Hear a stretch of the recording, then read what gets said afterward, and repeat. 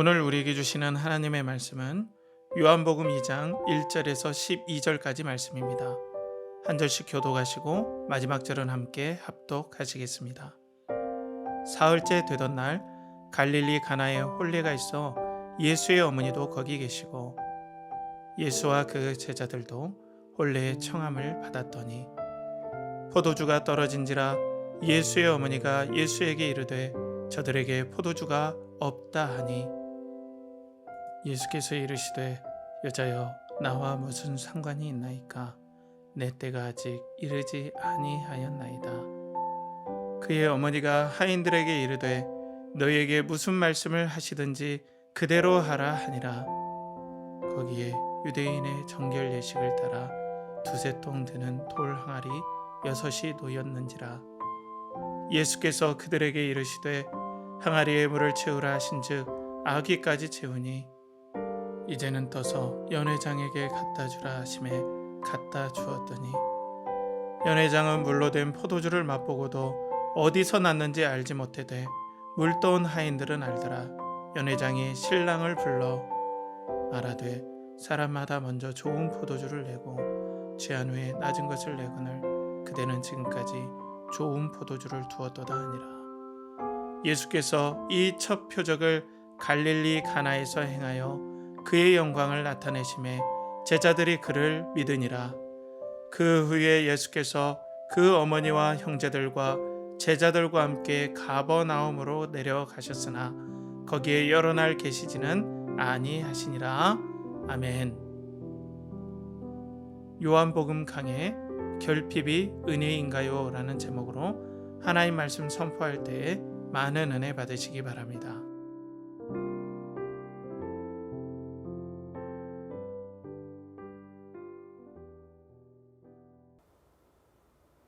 그리스도를 동경하고 그리스도를 연결하라.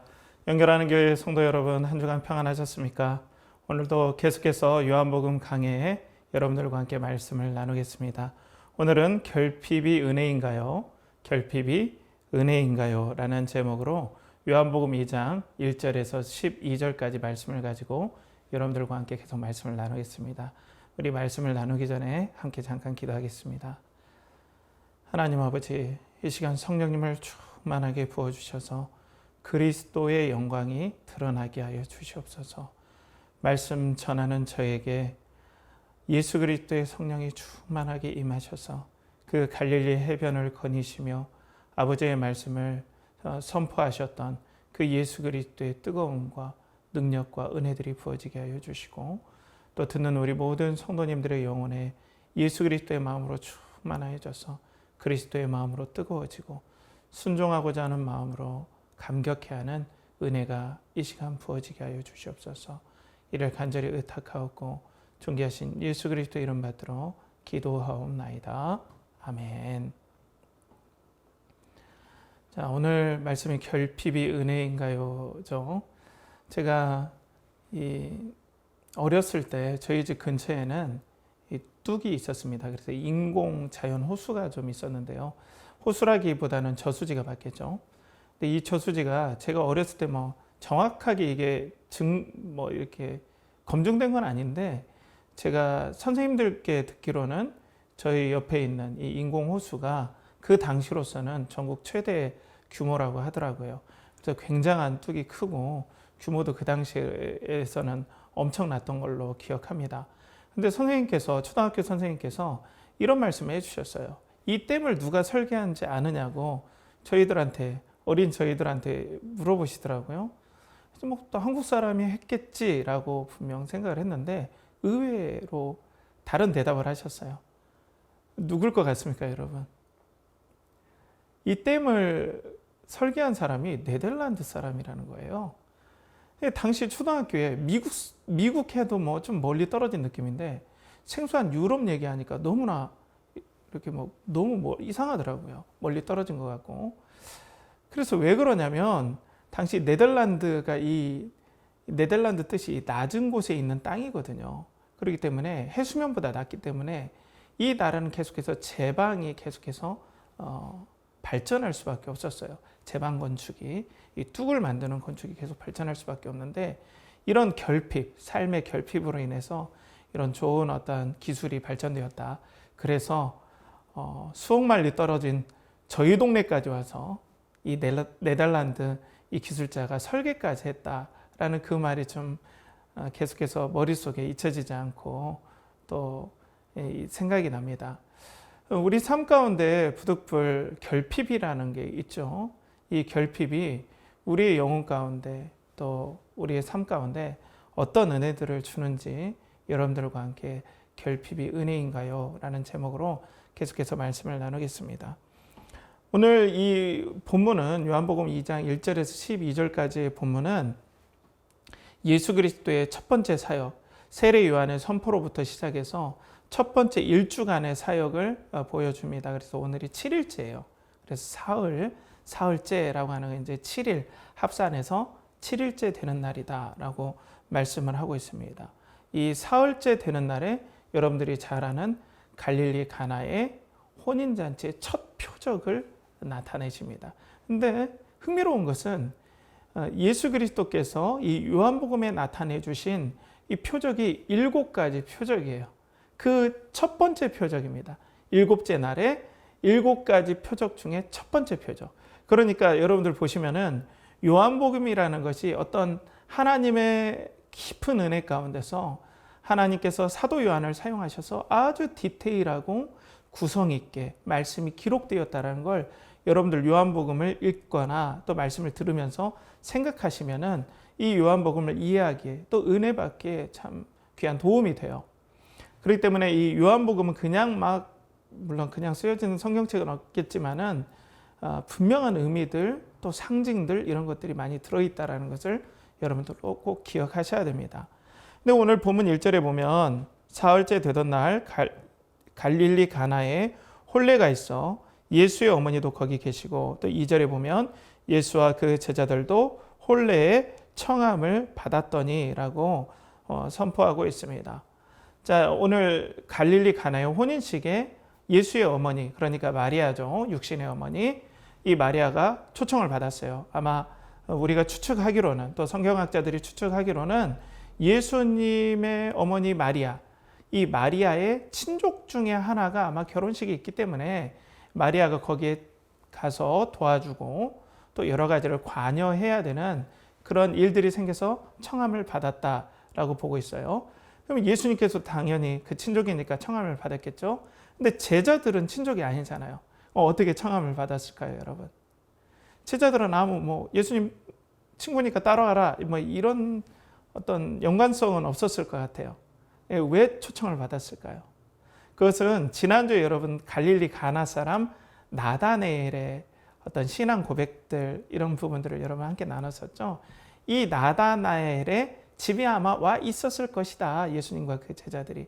그리고 이 예수님께 혼인 예식에 대해서 청함을 받았을 때 갈릴리 가나 사람 나다네엘이 있기 때문에 함께 가지 않았을까 하는 그런 추측이 있습니다. 이건 여담으로 좀 여러분들에게 말씀드리고요. 그래서 이 갈릴리 가나에 초청을 받았는데 이제 일이 벌어진다는 거죠. 어떤 일이 벌어집니까? 이 포도주가 떨어진 사건들이 벌어집니다. 여러분 성경에서 먼저 상징에 대해서 여러분들께 말씀드렸는데요. 이 성경에서 결혼식 하면 마지막 날 메시아의 나라가 완성될 걸 상징하는 거예요. 그러니까 하나님의 나라가 하나님의 통치가 완성될 것을 상징하는 것이 바로 성경의 결혼식입니다. 그래서 여러분들 우리의 소원은 하면 그 다음 무엇이 생각납니까? 우리의 소원은 통일이 생각나시죠. 그와 마찬가지로 이스라엘 사람들도 이 결혼식 하면은 물론 남녀가 결혼하는 결혼식이다라고 생각할 수 있지만 결혼식 하면 딱 떠오르는 것이 메시아의 나라가 완성되는 하나님과 하나님의 백성이 하나 되는 그 날의 상징이 바로 혼인식이다라는 거죠. 이 혼인식의 포도주, 이 잔치의 상징이고 또 이 결정적인 이 혼인식의 상징인 이 포도주가 떨어진 사건으로 진행이 됩니다. 우리 삶 가운데 여러 가지 결핍이 있겠지만 오늘 첫 번째로 이 소망의 결핍에서 우리는 영광을 봐야 됩니다. 이 소망의 결핍에서 은혜와 영광을 봐야 되는데요. 이 표적에서 아까 말씀드렸듯이 이 메시지가 있다라고 여러분들에게 말씀을 드렸습니다. 이 표적에서 우리는 기적만 볼 것이 아니라 이 표적이라는 것은 메시지가 있다. 그런데 오늘 포도주가 떨어진 이 모든 사건에 하나님께서는 메시지를 주기 원하신다. 이 포도주의 결핍을 통해서 어떤 메시지를 먼저 주기 원하시냐? 소망의 결핍이 우리에게 이것을 통해서 영광을 우리가 봐야 된다라는 것입니다. 그래서 오늘 본문 11절에 보면 예수께서 이 첫 표적을 갈릴리 가나에서 행하여 그의 영광을 나타내심에 제자들이 그를 믿으니라. 그러니까 이걸 표적이라고 제가 뒤에 말씀을 좀 앞으로 당겨서 말씀드렸는데요. 그러니까 지금 앞으로 전개될 어떤 성경의 이야기, 지금 이 갈릴리 가나의 혼인식 이야기는 표적, 메시지를 주는 사건이니까 성경은 잘 보십시오. 예수님께서는 첫 번째 표적을 통하여 무언가 메시지를 주려고 합니다. 그런데 거기서 포도주가 떨어진 결핍의 사건, 이 결핍의 사건을 통해서 뭔가 메시지를 주시고자 하니까 잘 주의해서 보십시오 라는 뜻이죠. 자, 그래서 앞에서 말씀드렸듯이 이 혼인잔치는 메시아 시대의 완성, 메시아 시대의 도래, 메시아 나라의 임함, 이런 것들을 상징을 해요. 그래서 오늘 본문 3절에 이제 본격적으로 이 말씀이 나옵니다. 본문 3절에 보면 포도주가 떨어진지라 예수의 어머니가 예수에게 이르되 저들에게 포도주가 없다 하니 라고 얘기를 하고 있어요. 사랑하는 성도 여러분, 우리 같은 경우에는 전라도의 결혼식이나 잔치집에는 홍어가 있어야 진짜 잔치다 하는데 이 이스라엘의 잔치집에는 포도주가 떨어지면 잔치가 아니라고 생각하는 거예요. 우리야 가난하면 내오지 않을 수도 있겠죠. 그렇지만은 이스라엘의 잔치에서, 특별히 혼인잔치에서 포도주는 우리가 생각하는 그 이상의 엄청난 의미와 상징이 있습니다. 앞에서 말씀드렸듯이 이 포도주는 기쁨의 상징이고 잔치의 상징이다. 그렇기 때문에 포도주 없는 잔치는 상상할 수 없다는 거예요. 그래서 만약에 혼인잔치에 포도주를 내놓지 않는다. 그건 뭐냐면 여러분들이 손님을 초청해 놓고 밥을 차렸어요. 그런데 갑자기 설거지를 옆에서 합니다. 그건 뭐예요? 손님 가라는 소리죠. 무례한 일이잖아요. 손님 실컷 밥 차려놓고 먹으려고 했는데 옆에서 설거지하고 있으면 가라는 소리. 마찬가지로 이 손님을 초청해놓고 당시에 이스라엘에서 포도주를 내놓지 않는다. 이것은 손님을 무시하는 행동이라고 봐도 오해가 없을 정도로 대단히 이 포도주가 없는 사건은 엄청나게 중요한 사건입니다. 그래서 어떤 경우에는 기록에 보면은 어떤 사람은 손님이 포도주를 내놓지 않기 때문에 너무 모욕감을 느껴서 재판에 청구한 일도 있었어요. 당시 고대 때. 그 정도로 포도주가 떨어진 사건은 상당히 상징적인 결핍이고 잔치가 지속될 수가 없다라는 거죠. 그러면 여러분, 여기에서 우리가 앞에 말씀드렸죠. 표적이다. 이 사건을 통해서 하나님께서는 우리에게 메시지를 주기를 원하신다. 어떤 의미를 주기를 원하신다라는 것을 말씀드렸습니다. 그러니까 이 결정적인 포도주의 결핍은 우리에게 뭔가 없다라는 것을 하나님께서는 상징적으로 보여주셔요. 메시아의 나라가 도래하기 전에 우리에게 결핍이 있다라고 보여준다라는 겁니다. 하나님의 나라가 임하는데 이 포도주가 없으면 잔치가 이루어지지 않듯이 우리에게도 이런 결핍이 있다라는 것을 보여주는 거예요. 그래서 이 결핍이 해결되지 않는 한 하나님의 나라가 임할 수가 없다라는 거예요. 이 결핍 때문에 우리는 소망의 결핍을 느낄 수밖에 없어요. 이 결정적인 포도주, 하나님께서 함께 하시는 영광, 이것이 없기 때문에 우리가 메시아의 나라의 도래를 경험할 수가 없는 안타까운 현실에 있게 될 수밖에 없다라는 거죠. 자, 그래서 세상 사람들은 잘은 모르지만은 세상의 이런 결핍들, 우리는 완전한 하나님의 나라, 그리스도의 나라가 임하기를 간절히 소망하지만은 세상 사람들은 그런 개념이 없잖아요. 그렇기 때문에 이 땅이 완전한 메시아의 나라와 같이 완전해지려면 정치라는 것, 특별히 오늘 저는 이 첫 대목에서 정치를 좀 얘기하고 싶어요. 뭐 깊게는 들어가진 않습니다.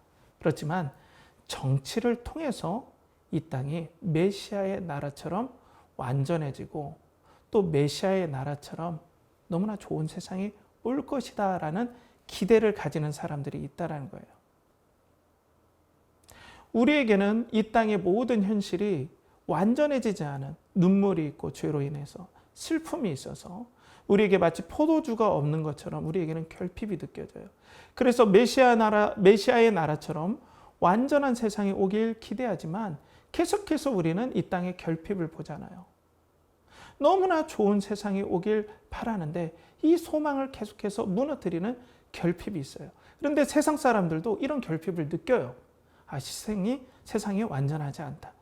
그렇기 때문에 어떤 사람들은 이 정치를 통하여서 세상의 완전한, 그리고 이 세상의 궁극적인 평화, 이런 것들을 간절히 기대를 하는 거죠. 그런데 이게 나쁜 건 아니에요. 어차피 하나님께서 정치를 통해서 이 땅을 다스리는 하나의 하나님의 도구와 수단으로 사용하는 건 맞지만은 이 정치만이 우리가 그렇게 바라는 이상적인 곳을 만들 수 있다라는 것은 이건 착각에 불과하다는 거죠. 그런데 세상 사람들은 우리처럼 어떤 신앙이 없기 때문에 이런 생각을 가지고 정치에 기대요. 그러니까 이 정치, 내가 지지하는 세력, 그리고 내가 지지하는 사람이 아니면 정말 내가 꿈에 그리는, 소망하는 그런 세상이 이루어질 것이다. 내가 이 사람을 기대므로, 내가 원하는 정당이나 원하는 사람을 지지함으로 정말 이상적인 세상이 올 것이라는 기대와 그 소망을 정당이나 사람에게 완전히 붓는다는 거죠. 그러니까 이것은 정치는 그냥 정치가 아니라 세상 사람에게는 나의 꿈이 이루어지고 나를 소중하게, 그리고 나의 어떤 바람이 이루어지는, 그리고 소망이 이루어지는 하나의 종교가 될 수 있다는 거예요. 그런데 한국의 현실을 보면 좀 그런 경향이 요즘에 더 두드러지는 것 같습니다. 사람이 우리같이 신앙이 없고 오로지 자기만 있는 사람에게는 어때요? 정치를 통해서 자기가 원하는 어떤 정책이라든지 또 사유의 방향이라든지 그런 것들이 이루어지길 바라는 거의 신앙과 같은 역할을 하는 것이 바로 정치예요. 왜? 탈리키될 소망이 없기 때문에 정치에 기대는 거예요. 정치를 사용하고 정치를 통해서 하나님께서 세상을 운용하시는 건 맞지만 소망이 없는 사람들에게는 이 정치가 종교가 되고 신앙이 된다는 거예요. 그러면 어떻게 되는지 아십니까? 극단적이게 됩니다. 극단적으로 돼요. 나에게 반대하는 사람에 대해 혐오가 생깁니다. 그때부터. 제거해야 될 대상이 되는 거예요. 하나의 의견을 들을 대상이 아니라 내가 바라는, 내가 이렇게 메시아의 나라가 도래하는 것처럼 어떤 소망이 없기 때문에 정치에 기대서 나의 모든 기대를 걸었기 때문에 이 정치, 내가 지지하는 정치 세력이라든지 정치가에 대해서 대적하는 반대 세력은 혐오의 대상이고 제거할 대상이 되는 거예요. 그건 좀 무서운 겁니다, 여러분. 그러니까 적대적인 정치가 되는 거예요. 정치라는 건 원래 정적이 있어서 싸우기도 하고 하죠, 세상에서는. 그런데 그걸 뛰어넘어서 이제는 혐오하게 된다는 거예요. 경쟁이 아니라. 그런데 안타깝게 현재 한국 사회를 보면 또 미국도 그런 경향이 요즘 더 생기긴 하지만 트럼프 대통령을 통해서 그때. 근데 우리 한국 쪽만 봐도 요즘 더욱더 정치 세력에 반대되는 세력에 대해서 혐오하는 일들이 더욱더 많아지고 있습니다. 왜 그러냐면 소망이 없기 때문에 그래요. 그 소망을 정치에 다 부었기 때문에 그렇습니다. 그런데 사랑하는 성도 여러분, 신앙인이 우리는 진정한 포도주 되시는, 그리고 진정한 보혈의 은혜를 주시는 그리스도께서 오시고 이제 우리에게 메시아의 혼인잔치, 하나님의 나라가 도래했고 이제 완성을 향해 가는 소망을 우리는 결핍이 아니라 이루었는데, 우리도 결핍되어서 아무 기댈 것 없어 정치에 소망을 두어서 서로 반목하고 서로 혐오하고 서로 미워하고 마치 거의 제거해야 될 대상으로 서로를 바라보는 이 세상 사람들과 흐름을 같이 하면 안 된다는 거예요. 저는 크리스찬이 보수냐 진보냐 선택할 수 있다고 봐요. 가능합니다. 그렇지만 하나님께서 사용하시는 하나의 분야이지, 서로 이 정치 때문에 세상이 바뀌고 이 정치 때문에 물론 조금씩 발전하는 것은 조금씩 있어요. 그걸 부인하면 안 됩니다. 그렇지만 이걸 신앙의 단계, 소망의 단계까지 끌어올려서 반목하는 일에 크리스찬들이 함께한다면 이건 상당히 안타까운 거죠. 오히려 크리스찬들이, 우리는 소망, 예수 그리스도께서 오신 진정한 잔치집의 포도주와 같은 메시아께서, 그리스도께서 오셨기 때문에 우리는 소망이 결핍되지 않습니다. 때문에 우리는 하나님의 나라가 완성될 것을 향하면서 하나님 나라가 완성될 이 모습에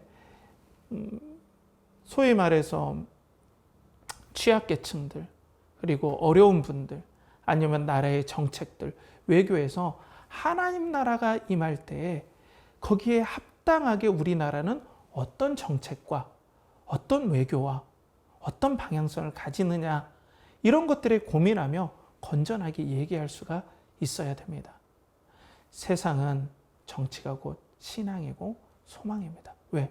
진정한 소망이 결핍되었기 때문에 그렇습니다. 그래서 여러분들 그 미국의 마틴 루터킹 목사님 아시잖아요. 흑인 인권운동가로 열심히 활동했는데, 저는 이분에 대해서 잘 모를 때는 이분이 마치 약간 공산주의 비슷한 진보적인 개념을 가지고 흑인 운동을 하신 줄 알았어요.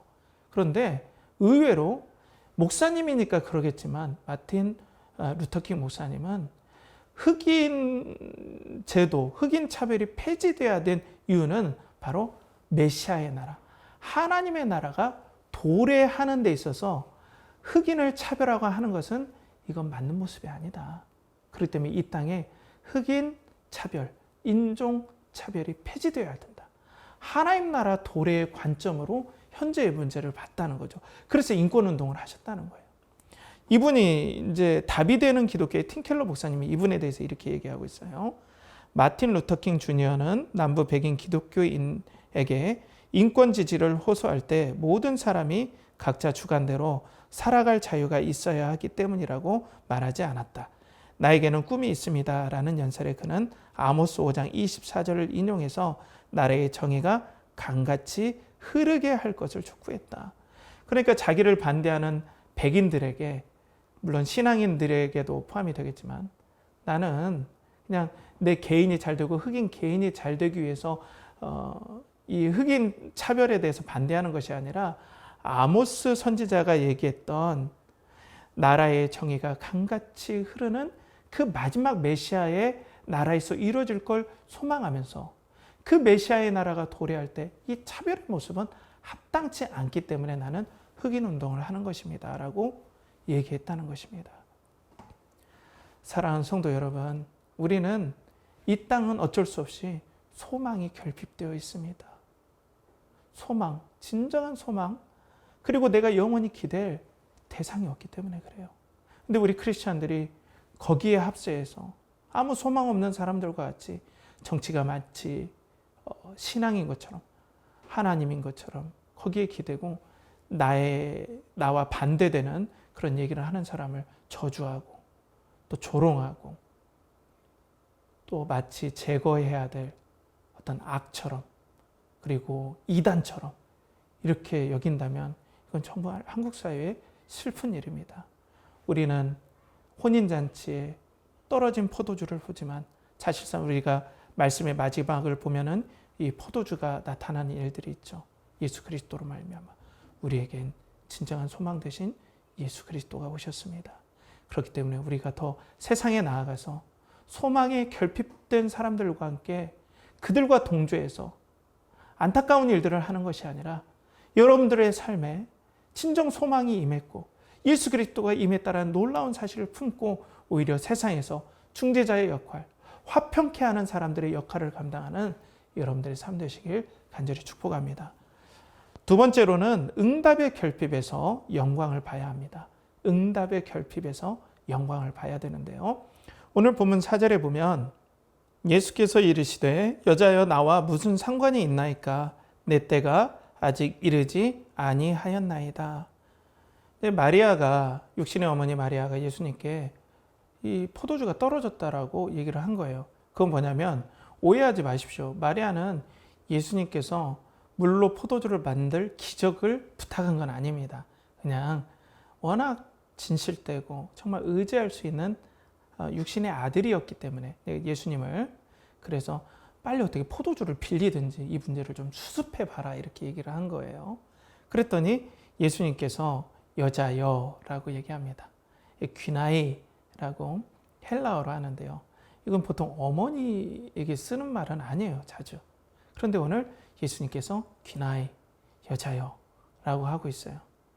근데 이제 많은 주석들을 참고해 보면 어떤 주석가들은 지금 예수님께서 마리아를 책망하고 있다.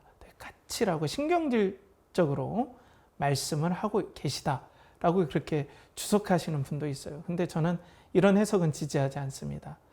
예수님의 성품과 인품으로 볼 때 그리고 인격으로 볼 때 이렇게 말씀하시지는 않았으리라고 확신해요. 그러면 여자여라고 평상시 쓰지 않는 말을 쓰시는 이유는 뭔가 예수님께서 사인을 주시는 거예요. 어떤 사인이냐면 예수님께서 이 여자여라고 말씀하실 때는 어떤 메시지를 주실 때 여자여라고 여인들에게 얘기를 해요. 그래서 요한복음 4장에 우물가의 여인에게 여자여라고 하면서 메시지를 막 말씀을 하십니다. 그리고 간음하다가 걸린 여인에게도 여자여라고 하면서 메시지를 말씀하십니다. 그리고 예수님께서 부활하신 후에 첫 번째 찾아왔던 막달라 마리아에게 여자여 하면서 부활의 메시지를 전해요. 그러니까 지금 여자여 어머니에게 이렇게 말씀하신 것은 지금 내가 메시지를 전합니다 라는 그런 뜻으로 받아들이면 좋겠어요. 근데 그 뒤에를 또 묵상하면 좀 어려워요. 왜냐하면 여자여 나와 무슨 상관이 있나이까 내 때가 아직 이르지 아니하였나이다. 이게 그냥 우리 한국어로만 들으면 이게 무슨 나와 상관이에요. 내 때가 아직 이르지 않았습니다. 이게 무슨 나와 관련이 있습니까? 좀 약간 어감이 좋지 않아요. 한국어로 하면. 그런데 이걸 좀 많이 풀어서 설명을 해야 돼요. 여기에서 우리가 내 때라는 이 해호라 그 때거든요. 해호라 내 때. 그러니까 예수님은 십자가와 부활의 때가 아직 그리고 메시아로서 사역하는 본격적으로 사역하는 그때 그리고 십자가와 부활이 더 정확하겠습니다. 십자가와 부활의 때가 이르지 않았습니다. 저는 이 하나님께서 부르신 십자가와 부활과 하나님 나라 완성을 향해 나아가고 있습니다. 이 때를 목적으로 가고 있습니다. 라는 거예요. 그러니까 이건 좀 많이 풀어서 설명을 좀 해야 돼요. 그래서 제가 좀 많이 풀어봤습니다. 좀 이해가 되도록. 저는 이렇게 한번 풀어봤는데요. 저는 지금 십자가와 부활의 때에 맞춰 모든 일을 진행하고 있습니다. 이제 저는 개인과 가정의 문제 해결을 위해 살지 않습니다. 지금 어머니께서 부탁하시는 일도 거기에 속합니다. 잠시 기다리시면 제가 메시아의 사명을 위해 왔다는 사실을 증명해 보이겠습니다. 저는 이렇게 좀 풀어서 여러분들에게 좀 나눠봤습니다. 자, 보세요. 여자여 해놓고 나와 무슨 상관이 있나이까 하면 포도주를 공급해 주시지 말아야 되잖아요. 그런데 예수님은 물로 포도주를 만드십니다. 결과적으로 공급한 거잖아요. 그럼 이게 앞뒤가 안 맞아요. 상관없다고 해놓고 만들어 주셨다는 거죠. 그것이 아니라 이 나와 상관이 없다라는 건 이제 이전에는 마리아를 섬기고 또 부모님을 섬기고 가정을 섬기는 모든 개인적인 메시아가 아니라 개인 예수 그리스도 우리 주님의 삶을 살아와셨다면 이제는 그런 삶에 내가 사는 것이 아니라 어머니의 부탁만을 하는 그런 삶이 아니라 이제는 그때 하나님의 사역, 메시아의 사역을 위해서 내가 살게 되는 것입니다. 그렇기 때문에 어머니의 개인적인 이런 부탁을 계속해서 듣는 일에는 내가 관여하지 않게 됩니다. 앞으로는 어머니의 개인적인 아들로 저는 살지 않습니다. 물론 하나님의 아들이시지만은 저는 그때 십자가와 부활을 위해 살아갑니다. 그리고 계속 앞으로의 삶이 그렇게 될 것이고, 그렇게 살아갈 수밖에 없는, 그렇게 살아가시는 메시아임을 내가 기적을 통해서, 표적을 통해서 보여드리겠습니다. 이런 뜻이라는 거죠. 자, 그러면 여러분 마리아의 경우를 한번 생각해 보세요. 아들에게 부탁을 했는데 응답이 어떻게 옵니까? 노로 왔어요, 완전히. 우리의 삶에도 얼마나, 저는 마리아를 묵상해 볼 때 무안했겠다 생각이 들어요. 좀 거절처럼 느껴졌기 때문에 그렇죠. 근데 우리의 삶에도 예수님께 기도하고 하나님께 기도할 때 이런 응답의 결핍을 느낄 때가 있어요. 우린 정말 힘들고 마치 우리의 삶이 곧 망할 것 같이 너무나 힘들 때 하나님께 기도할 때 응답이 안 올 때가 상당히 많아요. 도와주실 때도 많지만.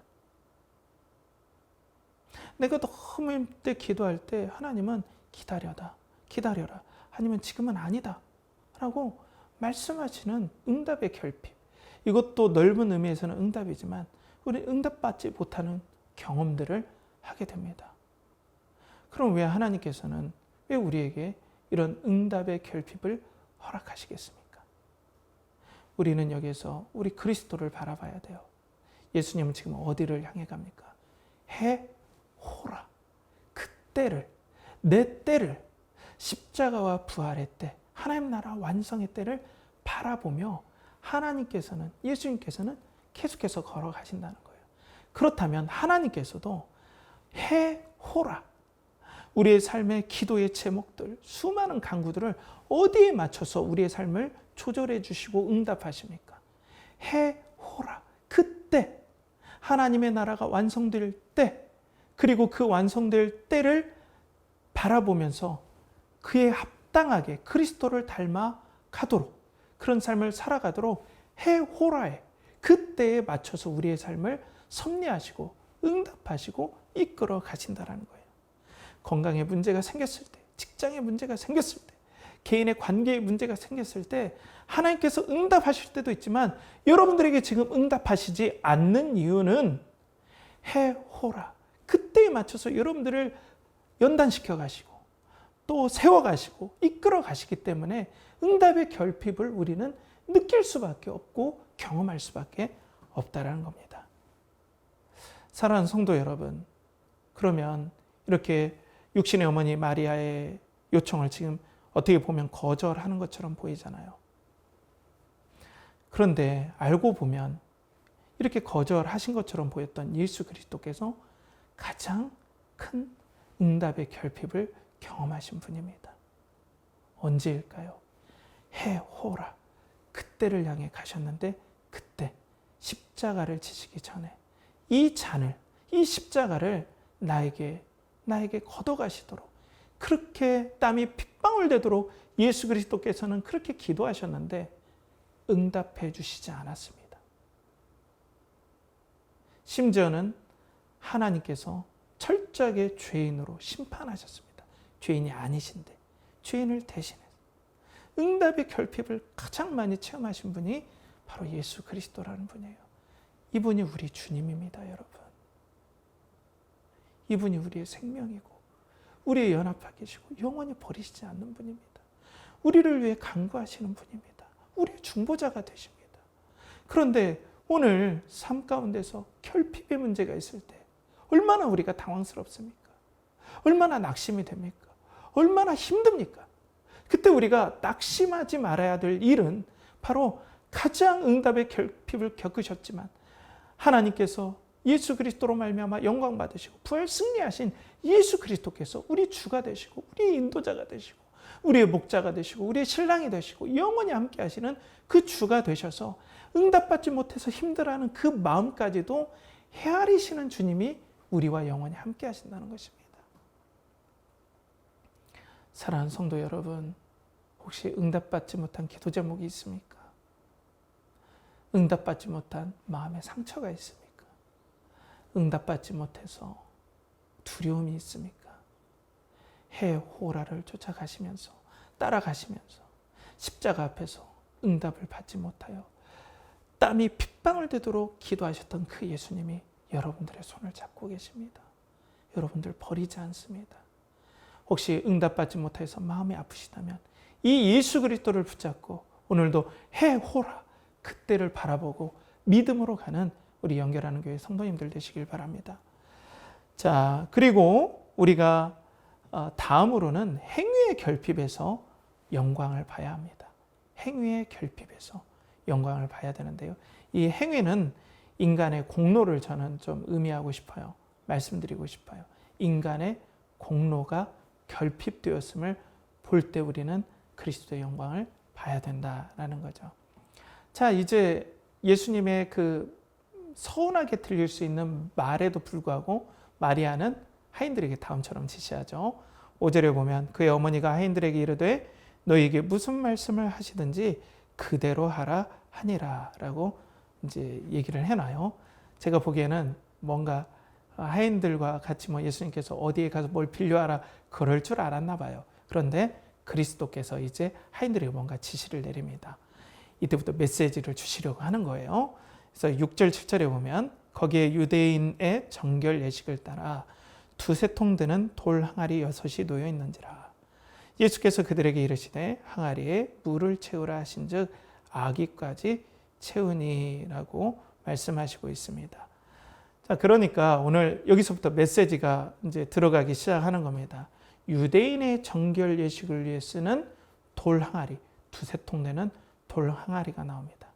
유대인들은 어떤 일을 할 때 부정한 걸 너무나 싫어했어요. 왜냐하면 부정하면 구원받지 못한다 생각했기 때문에 바리새인들은 이런 물 같은 걸 이렇게 집에다가 구비해 놓고 뿌려가서 팔꿈치까지 씻었다고 그래요. 바리새인들은.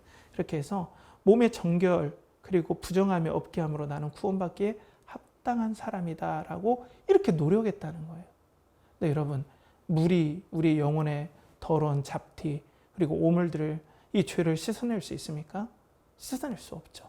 근데 그 사람들은 이 물 열심히 뿌리면 된다라고 생각했던 거예요. 유대인들은. 자, 그렇기 때문에 정결 예식을 위해서 이렇게 놨다는 거예요. 그리고 유대인들은 마치 요즘으로 말하면 슬리퍼 비슷하게 이렇게 끈으로 된 슬리퍼 비슷하게 이렇게 신고 다녀서 먼지가 많이 붙기 때문에 집에 오면은 또 이불로 먼지를 닦는 씻는 일들도 이 돌 항아리에 놓고 이렇게 썼다고 그래요. 그런데 이 돌 항아리가 정결하다, 다른 흙으로 만든 것보다 이 돌 항아리는 정결하다 해서 이렇게 이 돌 항아리에 물을 이렇게 채워놨었는데요. 이 물이 어느 정도가 되냐면 두세 통 드는 돌 항아리라고 그래요. 근데 이 한 통은 보통 40리터 정도를 얘기하니까 두세 통 든다는 건 뭐예요? 돌 항아리당 한 120리터 정도 물이 들어간다는 거예요. 그러니까 여러분들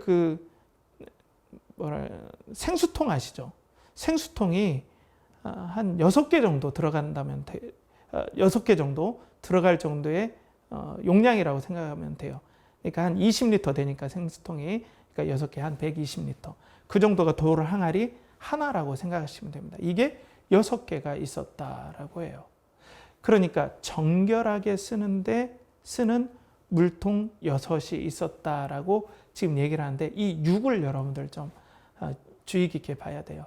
어떤 주석가는 이 6은 그렇게 상징이 없다라고 하는데 저는 상징이 있다고 봅니다. 다른 주석가들은 또 이 6이 상징이 있다. 뭐냐면 바로 이 6은 완전수가 7이잖아요.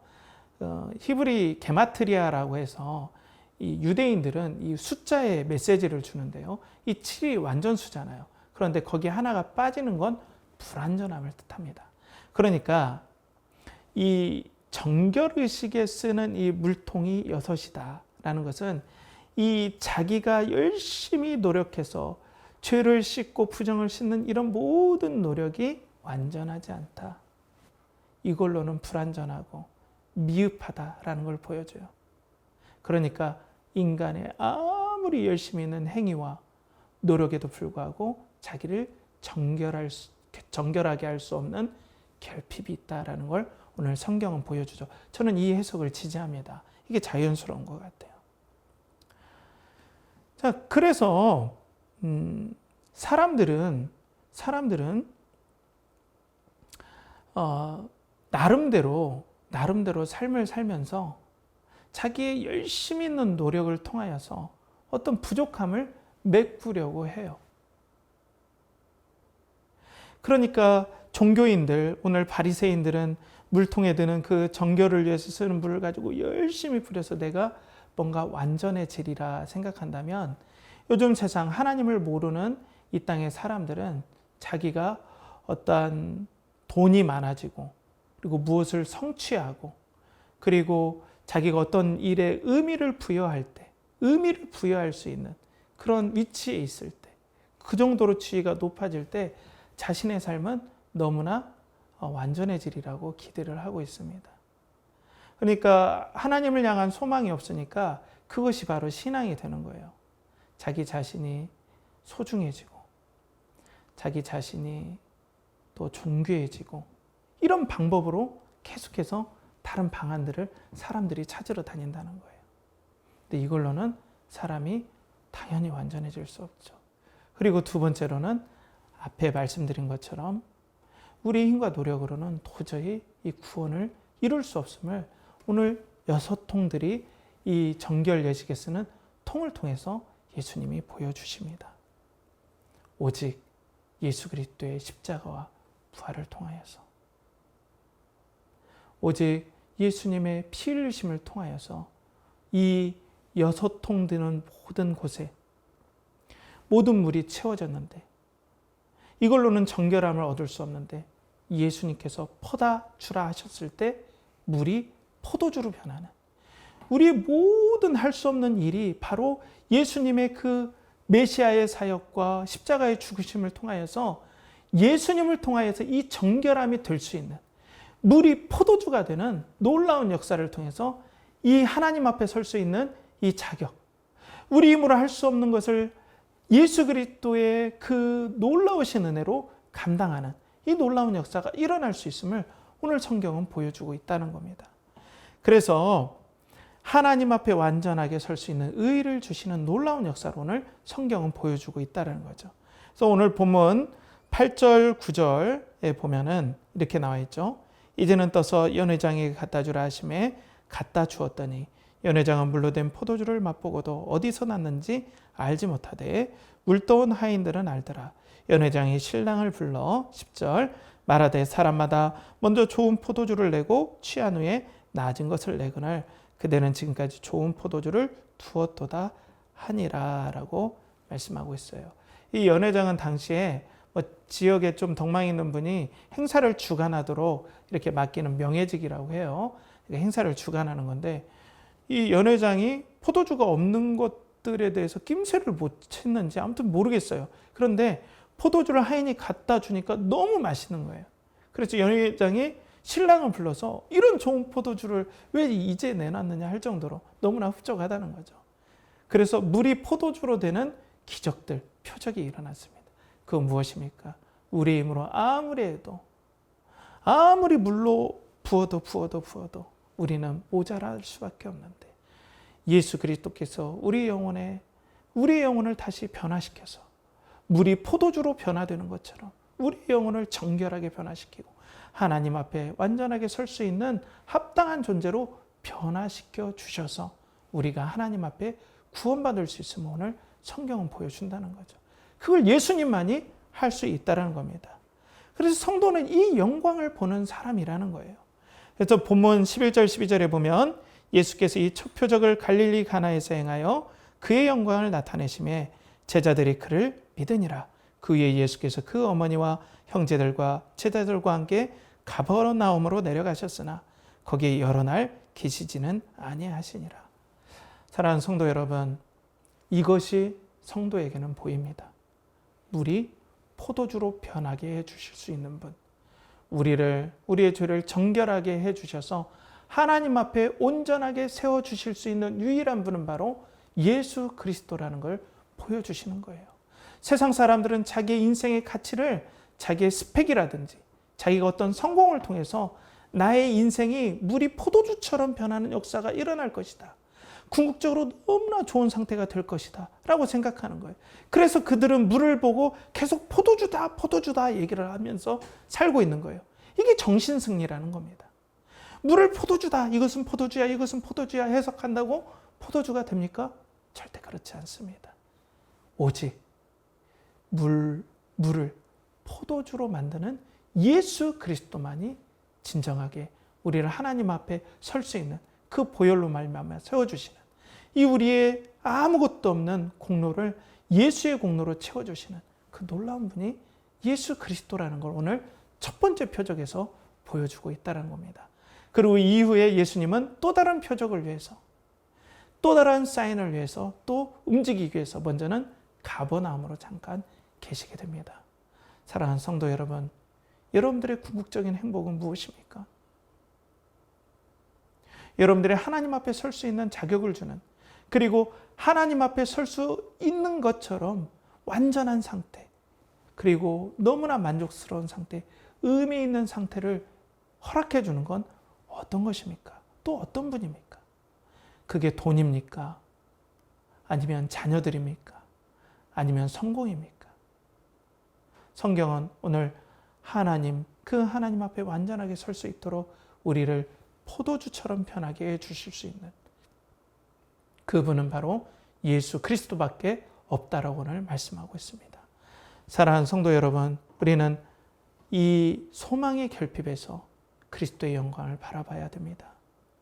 이 땅은 소망이 없는데 예수 그리스도만이 진정한 소망이 줄 수 있음을 알고 서로 반목을 우리는 범치고, 오히려 완전한 소망이 그리스도의 나라가 우리에게 이미 시작되었기 때문에 우린 그리스도 안에서 화평케 하는 중보자의 역할을 감당해야 된다는 것입니다. 그리고 우리는 응답의 결핍을 맛봅니다.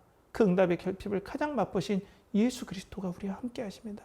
절대로 버리시지 않는 예수 그리스도를 의지하며 여러분들 용기를 내시기 바랍니다. 마지막으로 우리 행위의 결핍에서 우리는 아무리 노력해도 하나님 앞에 완전함에 설 수 없는데 물이 포도주로 변하고 우리를 진정으로 정결하게 해주신 분은 예수 그리스도밖에 없음을 알고, 이 예수 그리스도를 한 주간도 붙잡고, 이 예수 그리스도께 주신 메시지를 붙잡고 오늘도 정말 이 결핍이 은혜이구나 라고 고백하시는 우리 연결하는 교회 성도들 되길 주의 이름으로 간절히 축복합니다. 함께 기도하겠습니다. 하나님 아버지, 오늘 물이 변화의 포도주가 되는 이 은혜를 우리는 영혼 안에서 경험합니다. 우리 그리스도께서 우리의 소망의 결핍과 응답의 결핍과 행위의 결핍을 그 능력으로, 은혜의 능력으로 채워주심을 믿고 삶 가운데 없다고 슬퍼하거나 안 된다고 좌절하거나 또 낙심하는 그런 일이 없도록 우리 성도님들에게 은혜를 베풀어 주시옵소서. 이를 간절히 바라고 원하며 이제는 우리 주 예수 그리스도의 은혜와 하나님의 극진하신 사랑과 성령의 내주 교통하심이 오늘도 우리 삶 가운데 결핍에서 예수 그리스도의 충만을 찾으며 그리스도와 동행하길 원하는 사랑하는 연결하는 교회 성도들의 영혼과 가정과 직장과 삶의 모든 역사 안에서 이제로부터 영원토록 함께 하시기를 간절히 축원하옵나이다. 아멘.